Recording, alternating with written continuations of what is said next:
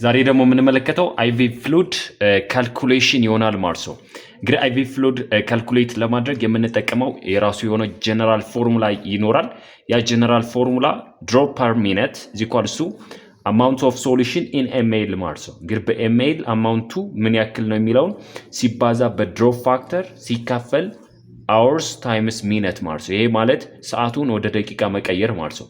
ይሄ አጠቃላይ ምንድነው ጀነራል ፎርሙላ ፎር አይቪ ፍሉድ ካልኩሌሽን ነው። ለምሳሌ እንደ ኤግዛምፕል ድሮፕ ፋክተሩ 15 ነው።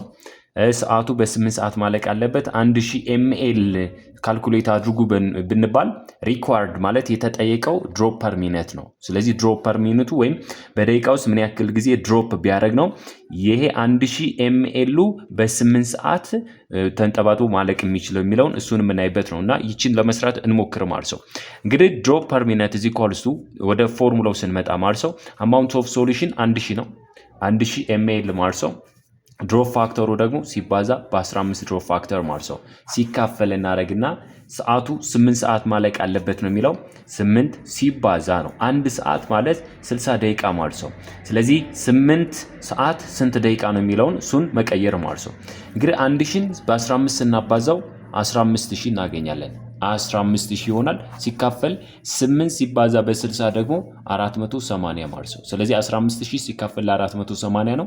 አንዷን ዜሮ በአንድ ዜሮ እናጣፋታለን። 1500 ሲካፈል ለ48 ካልኩሌት ስናደርገው ወደ 31.25 አካባቢ ይመጣል ማለት ነው።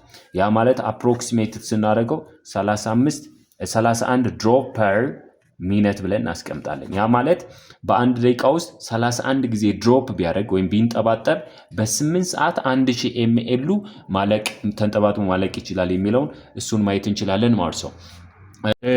አሁን ያሳየኋችሁን መሰረት አድርጋችሁ ለእናንተ ደግሞ አንድ ጥያቄ ልስጣችሁ ማለት ነው።